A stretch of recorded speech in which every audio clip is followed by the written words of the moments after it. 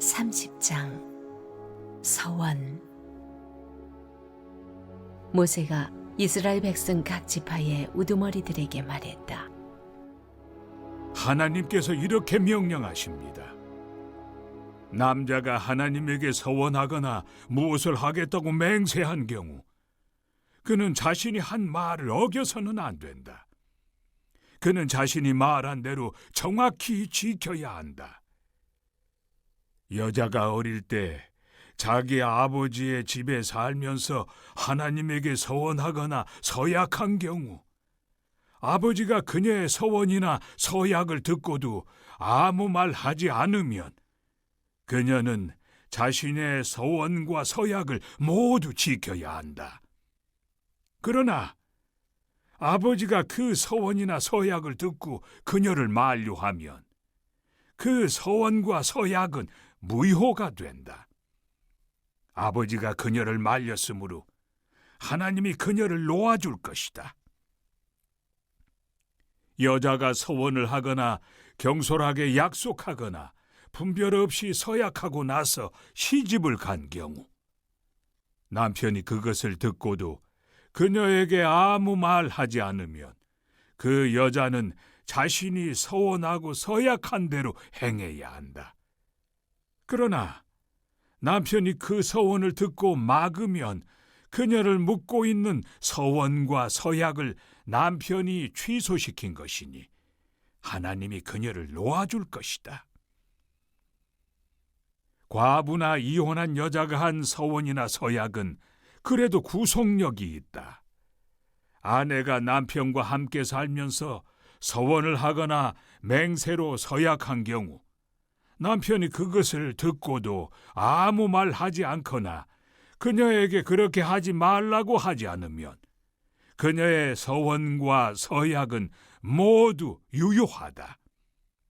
그러나 남편이 그녀의 서원과 서약을 듣고 즉시 그것을 취소시키면 그 서원과 서약은 구속력이 없다. 남편이 취소시킨 것이니 하나님이 그녀를 놓아줄 것이다.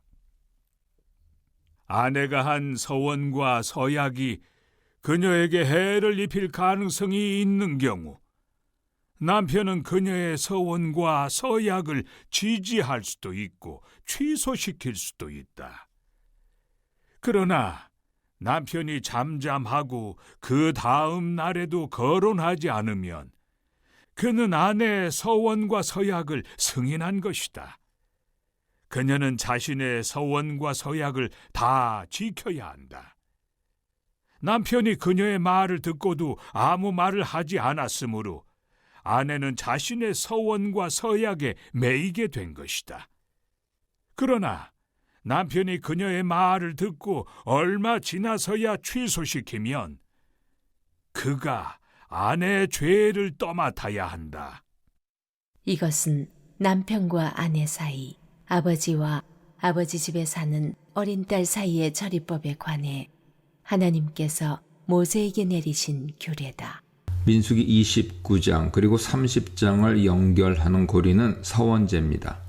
서원을 뜻하는 원어는 네데르인데요. 30장 서원 규례에서 빈번히 나타납니다. 그러나 이것이 제사 용어로는 서원제를 뜻하는데 엄밀하게 말하면 서원의 화목제입니다. 화목제는 감사제, 서원제, 자원제 세 가지죠. 레위기 7장 16절 보세요. 이 서원 화목제는 하나님께 기도할 때 조건부 약속을 한 뒤에 그 기도가 응답되면 서원자가 약속한 것을 이행할 때 바칩니다. 사무엘상 1장 24절의 한나의 기도가 대표적인 예죠. 레위기는 사람이 자신의 몸이나 어떤 예물을 바치겠다는 서원을 했을 때 그것을 실천하는 절차와 방안을 법제화합니다. 민수기 6장에서는 나실인 서원 규례가 나타나죠. 그러나 정작 오경 어디에서도 서원에 대한 자세한 규례는 법제화되어 있지 않습니다. 서원이 어떤 효력을 지니는지, 누가 어떻게 서원하는지, 그것을 어떻게 실행하는지, 서원은 철회 가능한지, 남녀 간 서원에 어떤 차이가 있는지에 대해 자세한 규정이 오경 어디에도 나타나지 않습니다. 오경율법의 큰 공백이죠. 오경에서 서원 규례는 이 민수기 30장에 있습니다. 두 가지 점에서 가장 적실한 위치를 할 수 있습니다. 첫째, 서원 화목제를 바치는 정황들을 보여주기 위한 것입니다. 감사의 화목제나 자원의 화목제와 달리 서원의 화목제는 구체적인 설명이 필요했을 것입니다. 30장에는 다양한 부류의 서원자들이 등장합니다. 둘째, 남편과 아버지에 종속된 여성의 서원의 효력을 알려주기 위함입니다. 남자에게 신분이 종속된 여자의 서원은 여자들의 여러 신분에 따라 매우 복잡해집니다. 민수기는 슬로브앗의 딸들로 인해 발생한 여성의 토지 상속 문제를 새로운 판례법으로 추가해야 했습니다. 남자들에게는 단순한 문제였던 레위기 25장 토지법이 딸들과 관련해서는 새롭고 구체적인 규정을 필요로 하게 만든 것이죠. 서원법도 마찬가지입니다. 남자 서원은 복잡할 것이 없었습니다. 그러나 여자가 서원할 때는 새로운 규정이 필요했죠. 또한 광야에서와 달리 가나안 정착 생활에서는 다양하고 많은 서원과 맹세가 만들어질 것입니다. 민수기 30장을 성경 기자는 서원법을 상세하게 다룰 적절한 시점 그리고 위치로 정했습니다. 서원법은 남녀로 구분해서 신분에 따라 순서대로 진술됩니다. 남자 서원은 단순하지만 여성은 신분에 따라 미혼녀, 과부, 이혼녀, 유부녀로 나뉩니다. 이들에게 적용되는 서원 규례는 각각 다릅니다. 1, 2절입니다. 서원법 제정이 선언된 뒤 남자를 위한 서원 규례가 간단히 설명됩니다. 아마도 남자 서원은 20세가 되지 않은 미성년자나 아이일 경우 아무런 효력이 발생하지 않았을 것입니다. 서원, 네데르와 맹세, 쉐부아는 하나님과의 약속이기 때문에 반드시 지켜야 합니다. 결심하고 서약했으면 서원이나 맹세를 결코 경홀히 여겨서는 안 됩니다. 서원은 보통 긴박한 상황이나 특별한 일로 인해 만들어집니다. 레위기 5장 4절은 누구든지 입술로 맹세할 때 지키기 어려운, 감당하기 어려운 맹세를 함부로 하면 죄를 짓는 것이라고 말씀합니다. 만일 그 서원이 율법과 충돌하는 내용이라면 그 서원은 실천하기 어렵습니다. 또는 어떤 사람이 위기 상황에서 긴급하게 어떤 맹세나 서약을 했는데 그 순간이 지나자 자신의 서약을 망각할 수 있습니다.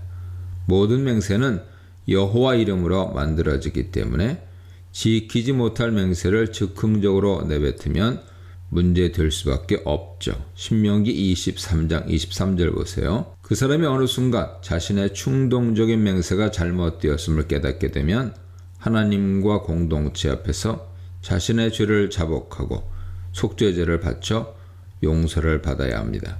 3절로 16절입니다. 여성의 경우 몇 부류로 나뉩니다.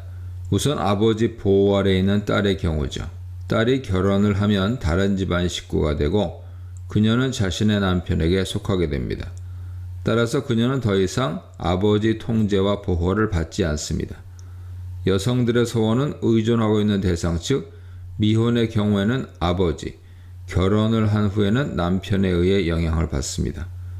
이러한 조치는 서원이 함부로 해서는 안 되는 매우 중요한 행위였으며 그 결과는 개인에 그치지 않고 가족 전체에 영향을 끼치기 때문인 것으로 보입니다.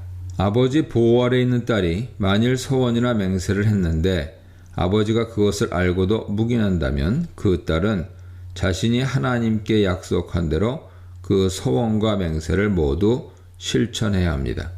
하지만 아버지가 딸이 결심한 서원을 듣거나 알게 된 뒤에 무슨 이유인지 그것을 금지하고 막는다면 그녀는 서약을 이행할 수 없으며 아버지 조치에 순종해야 합니다.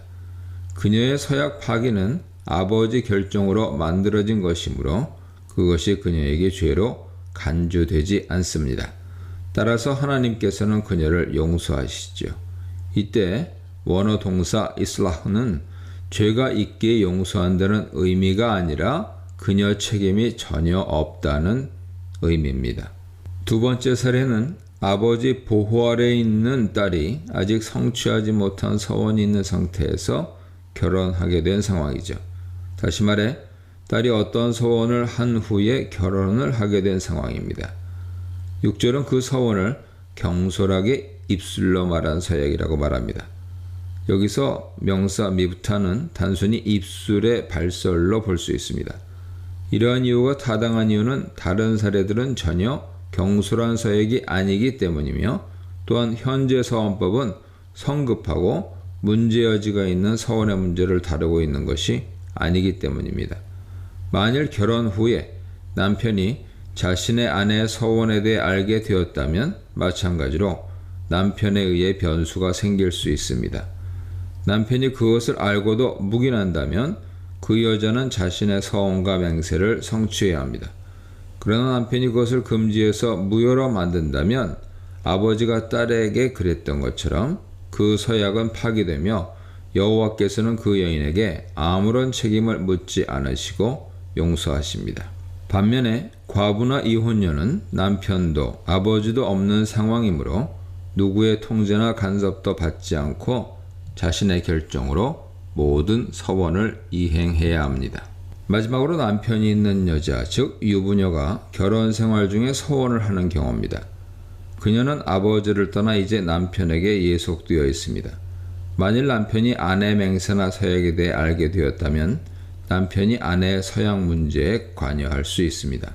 만일 그가 아내의 서원 사실을 안 후에 묵인한다면 아내는 그것을 철저히 이행해야 하며 반대로 남편이 막는다면 그 서원은 더 이상 효력을 지니지 못하게 됩니다. 그리고 그녀는 그 서약 파기로부터 면책됩니다. 13에서 15절은 이 원칙을 더욱 선명하게 재진술하는 반복입니다. 서약 파기의 책임은 전적으로 남편이 지게 되고 그녀는 모든 책임으로부터 자유롭게 됩니다. 이 문단에서는 반드시 이행해야 할 서원, 결혼하지 않는 여인의 서원, 결혼한 여인이나 과부의 서원에 대해 묵상해 보시기 바랍니다.